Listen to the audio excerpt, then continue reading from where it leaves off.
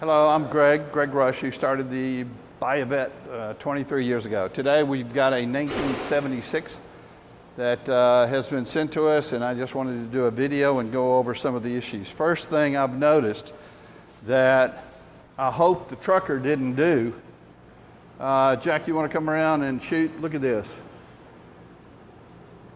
And can you get a pretty good picture on that? I mean, that's all the way through. You stick my finger right through the hole. And if you'll come around the other side, I want to point out that there's some scratching on the fender. And this looks fairly fresh, so that's what concerns me. If it was older scraping, but that doesn't look that old. Cosmetically around the car, front bumper is cracked. It's a neoprene bumper. Most people go back with fiberglass. It takes a lot to fit them.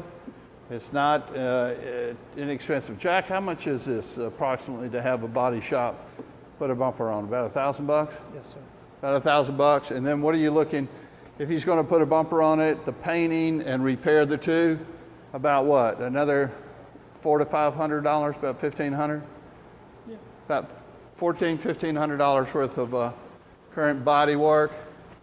Up underneath, I can't tell if water has risen up underneath to cause this kind of rust.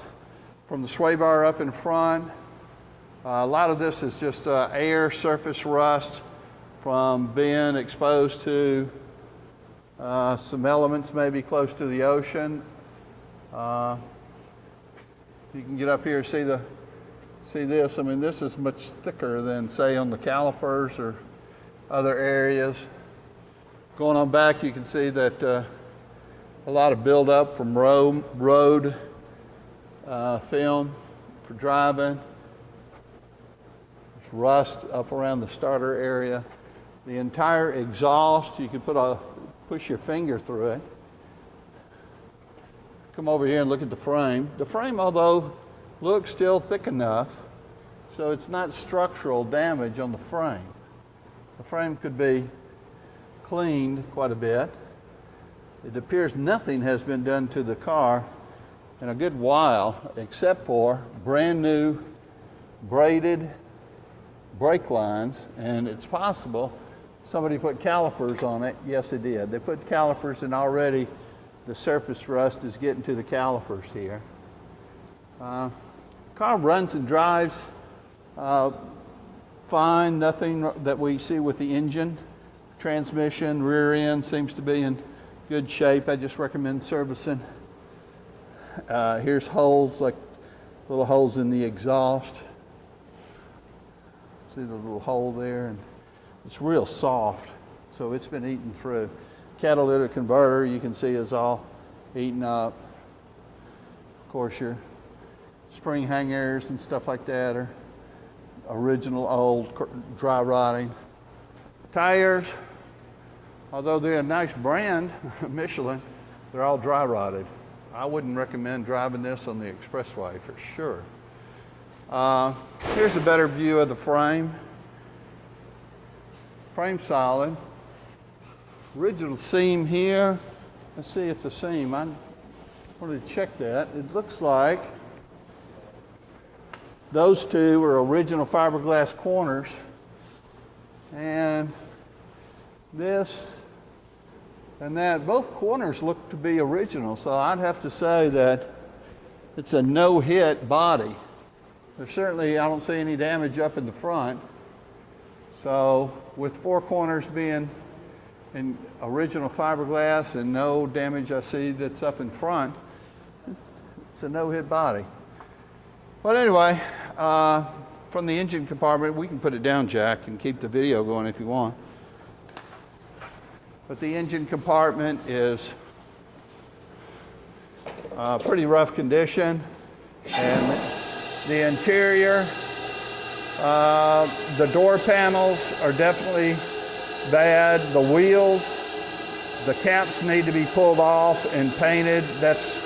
Make that recommendation when somebody replaces the tires. All glass seems to be good. The Glass guides for the roll-up windows need replacing and adjusting. A lot of cosmetic. It's just a shame that the salt air has really taken its toll. But structurally, one thing to look at is the original pillars, because they are susceptible to picking up water and rotting out the pillars. Window pillars, and on both sides, they seem to be in good condition. I'll bring the light over here for the video. You can see the VIN, and usually there's rust when you see rust on these cars, but not on this one, on the window pillars. That's good. This is very original, but it just needs a lot of attention. I just got a quote from the detailer to go through and detail up at the engine compartment, detail underneath. He's quoting $1,200, and I might get him to put some new clamps like here, because those are about ready to pop loose. But that's just pocket change for the clamps. But to go through and sand, I guess he uses Brillo pad or whatever, steel wool, and he pulls off the air intake and redoes that, redoes around here, all up in here. I recommend this is only, I think that's only about $60. Put another one on. Paint the intake manifold, reseal the valve cover gaskets, and paint the valve covers. That's all included in that detail.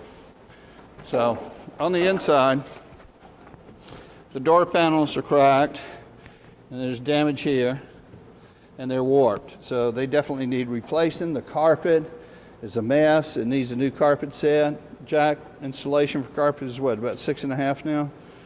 Including the carpet, a little more? Of course, I'm pulling figures over 23 years. I can't remember everything. I'm forgetting a lot these days. But anyway, that's what a carpet set is. The seats are acceptable. I recommend leaving the seats alone. Center console. Shift boot is broken. That needs to be replaced. The dash and all looks good. Did the gauges all work well? Tachometer's not working. Tachometer's not working, so we'd have to figure out why the tach's not working. So anyway, that's my report. You see anything else, Jack, you want to mention? No. Okay, that's my report, and I'll send it to you and let you kind of figure out which way you want to go. Thank you.